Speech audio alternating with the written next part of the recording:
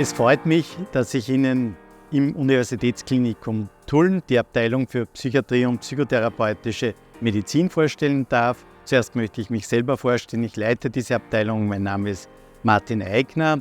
Wir versorgen hier im Bereich Niederösterreich Mitte Nord etwa 250.000 Einwohner für den Akut- und Krisenbereich und haben zusätzlich auch einen therapeutischen Bereich, der auch über diese Region hinausgeht. Für den Akut- und Krisenbereich haben wir 2 Stationen mit je 30 Betten. Es stehen also insgesamt 60 Betten zur Verfügung. Und für den therapeutischen Bereich steht eine Psychotherapiestation mit 28 Betten und eine Tagesklinik zur Verfügung, wo die Patienten von morgens bis abends zur Stabilisierung der Tagesstruktur ihre Therapien durchführen. Der psychiatrische Akutbereich ist für alle Patienten mit psychischen Erkrankungen und psychosozialen Krisen. Wir stehen 7 Tage die Woche, 24 Stunden als gesamtes Team zur Krisen- und Akutbewältigung zur Verfügung. Jetzt möchte ich Sie noch einmal in die beiden Bereiche bitten, in den Akut- und Krisenbereich und in den therapeutischen Bereich. Bitte kommen Sie mit mir mit. Grüß Gott, mein Name ist Sandra Balik-Sigmet. Ich arbeite hier auf der Erwachsenenpsychiatrie als Stationsleitung. Wir, die Pflege, sind die größte Berufsgruppe, die mit unseren Patientinnen und Patienten arbeiten. Ja, unsere Hauptaufgabe ist in der Akutpsychiatrie erstens einmal schnelle, rasche Kontaktaufnahme und Unterstützung in der Krisensituation. Der zweite Teil ist eben, dass wir Kontakt und Vertrauen aufbauen zu den Patienten in der akuten Krise.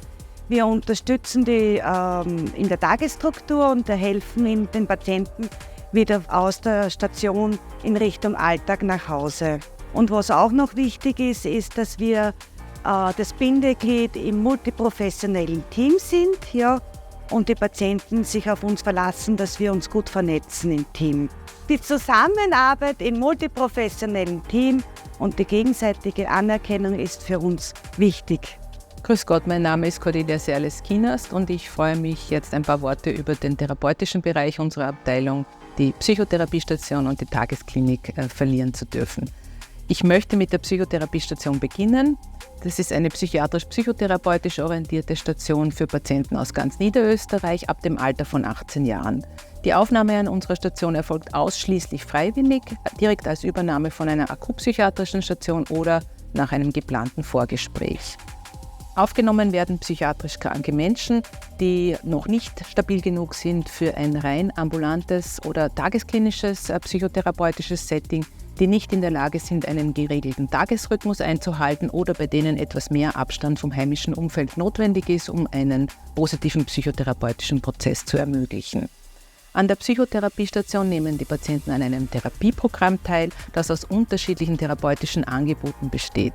Das umfasst also die psychiatrisch-psychotherapeutische Medizin und sowohl Einzel- als auch Gruppenangebote aus den Bereichen Pflege, Psychotherapie, Psychologie, Musiktherapie, Ergotherapie, Physiotherapie, Sozialpädagogik, Sozialarbeit oder auch Genesungsbegleitung.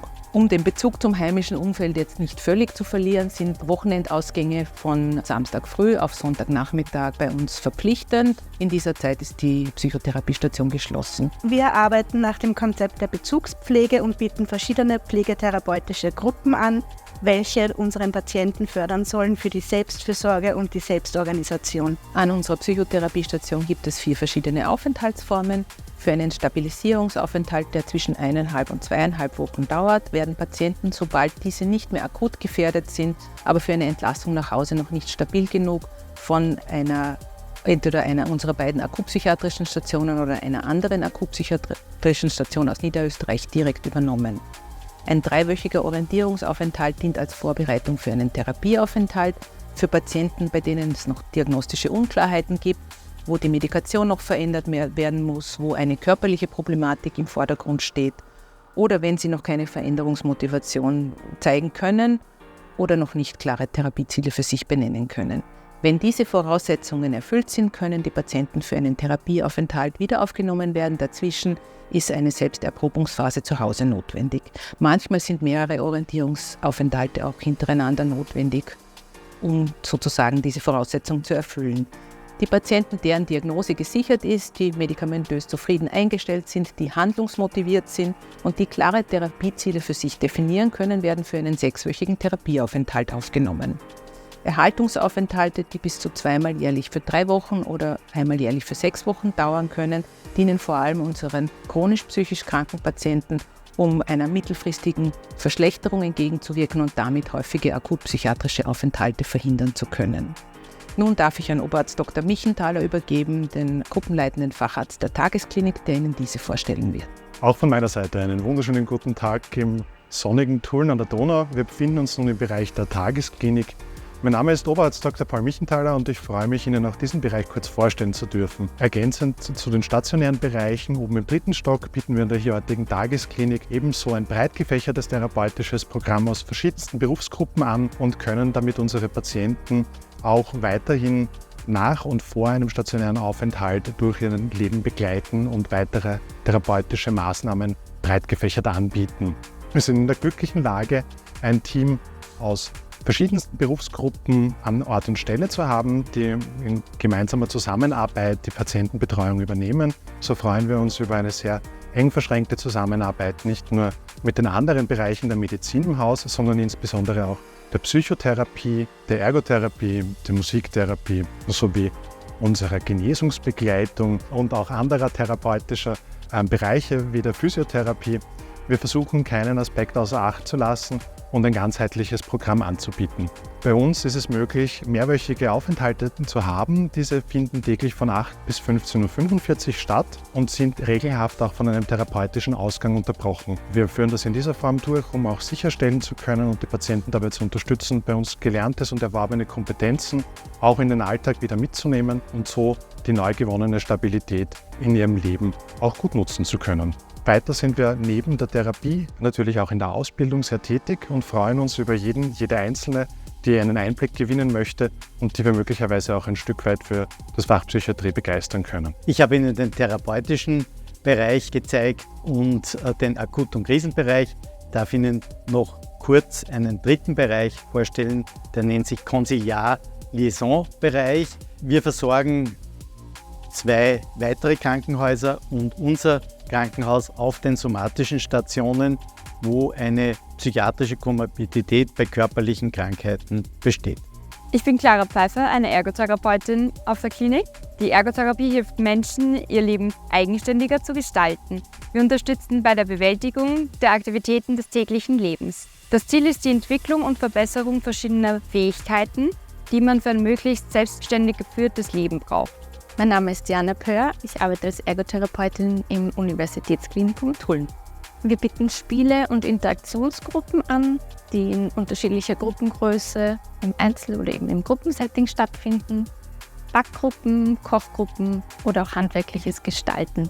Und die Produkte, die dort entstehen, wandern dann in verschiedene Gruppen zurück auf die Stationen, werden in Kennenlernen oder Wochencafés gemeinsam verzehrt, was wieder die soziale Kompetenz und die Gemeinsamkeit der Patienten auch fördert. Grüß Gott, mein Name ist Astrid Kladig und ich darf die Arbeit der klinischen Psychologie im akuten, aber auch im therapeutischen Setting vorstellen. Klinische Psychologie im Bereich der psychiatrischen Versorgung beinhaltet vor allem 3 große Teilbereiche. Klinisch-psychologische Diagnostik, Beratung und Behandlung im Einzelsetting, aber auch Beratung, Behandlung und Training im Gruppensetting. Im Rahmen einer diagnostischen Abklärung wird auf Basis eines standardisierten diagnostischen Prozesses gemeinsam mit dem Patienten an der Diagnosefindung gearbeitet.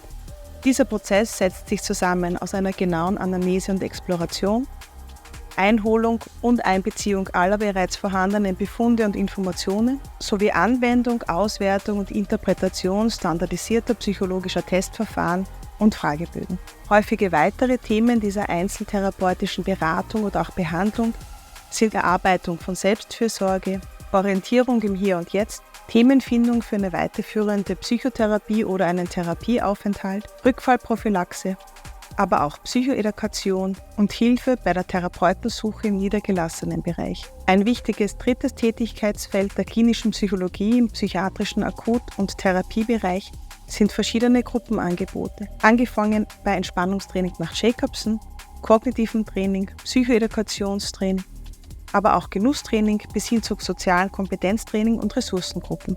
Besonders wichtig ist uns das professionelle Team als Teil dessen wir uns verstehen. So findet unsere Arbeit immer in Kooperation und Abstimmung mit den anderen Berufsgruppen dieses für uns so wichtigen Teams statt.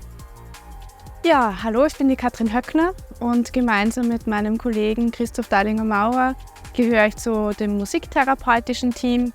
Die Musiktherapie ist eine kreativitäts- und ausdrucksorientierte Therapiemethode, wo wir mit Elementen der Musik arbeiten, um therapeutische Prozesse anzuregen, zu begleiten. Wir gehen in der Musiktherapie davon aus, dass Musik Ausdruck des Menschen sein kann, so wie er oder sie gerade jetzt hier ist.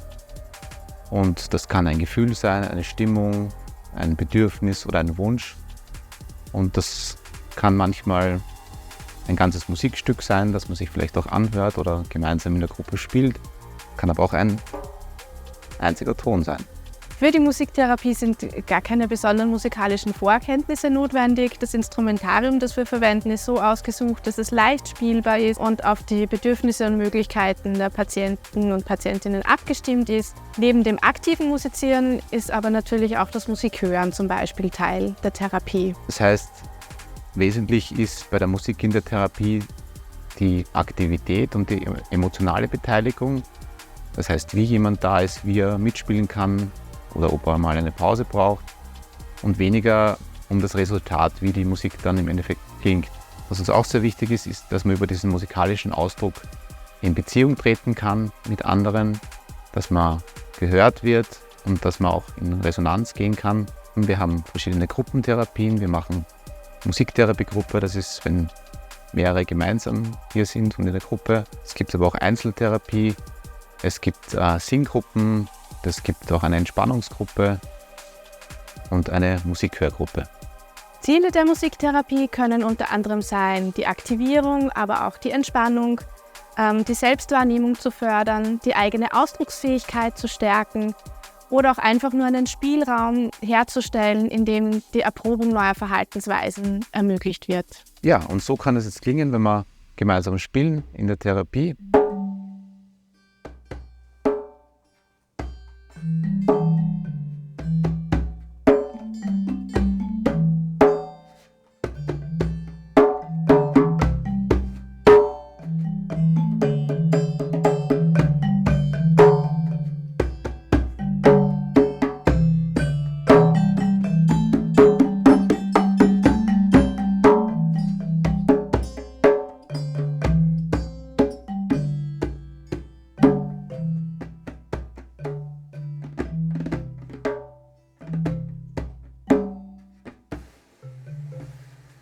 Dann darf ich auch noch einmal ein herzliches Willkommen an der Tagesklinik sagen. Mein Name ist Hilde Fausthuber-Gutdeutsch. Ich bin klinische Psychologin, Gesundheitspsychologin und Psychotherapeutin hier und darf die Psychotherapie für die Abteilung ein bisschen vorstellen und erzählen, was man darin so tut. Ja?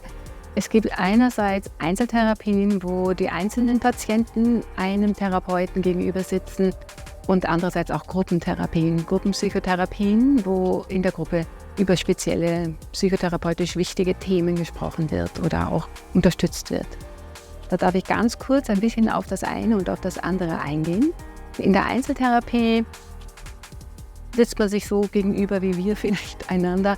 Als erstes einmal ein Kennenlernen und ein Verstehen der Hintergründe und überlegen, was ist das Ziel oder was sind die Ziele für diesen Aufenthalt oder diesen Besuch der Tagesklinik. Und dann wird mit verschiedensten Methoden, die in der Psychotherapie bekannt sind, unterstützt bei diesen Zielen, diese Ziele zu erreichen. Das kann verschiedenstes sein, wie zum Beispiel Ängste oder soziale Phobien oder auch Depressionen, Stimmungstiefs oder heftige Stimmungsschwankungen oder auch das Verarbeiten von schweren Lebenskrisen, die auch schon lang zurückliegen können und so weiter. Manchmal wird es auch notwendig, Familie, Partnerinnen, Partner, Eltern, Geschwister, Kinder mit einzuladen, weil sehr häufig oder eigentlich immer ist es so, dass schwierige emotionale Zustände von allen mitgetragen werden zu Hause. Und es meistens auch sehr wichtig ist, erstens einmal zu Hause die mit einzubeziehen, informieren, für die schwierigen Situationen kleine Dinge zu erarbeiten miteinander oder Tipps zu geben. Und andererseits auch miteinander schwierige Kommunikationen, die da meistens auch blockiert sind und in manchmal hilflose Situationen geführt haben, in einem gemeinsamen Gespräch über diese Blockaden hinauszuführen. Ja. So viel einmal über die Einzeltherapien. Dann gibt es Gruppentherapien verschiedenster Art. Die Hauptgruppentherapie, die wir anbieten, sowohl auf der Psychotherapiestation als auch auf der Tagesklinik, ist die Skills-Gruppe. Also Skills-Training im Sinne von Fertigkeitstraining. Wofür Fertigkeit? Eigentlich Fertigkeit bei jedem Menschen, der schwierige emotionale Zustände zu bewältigen hat, und das ist bei jedem psychisch Kranken eigentlich so, gehen einher wahnsinnig starke, fast teilweise unerträgliche Emotionen in jede Richtung oder auch Spannungszustände. Und damit kann man alleine oft gar nicht so gut umgehen. Da kommen dann manchmal als Reaktion darauf ganz teilweise sehr destruktive Reaktionsweisen, wie eben sich selbst medikamentieren im Sinn von mit irgendwelchen Drogen, Alkohol oder auch sich selbst verletzen bis hin zur Suizidalität. Ja. Und um da eine Unterstützung zu geben, Alternativen zu finden, ist das Skills-Training gedacht. Von Betroffenen sogar erstellt, gemeinsam mit ihren begleitenden Profis für Betroffene. Im Grunde ist vielleicht da ein Bild ganz hilfreich, das ich dem Kung Fu entnehme.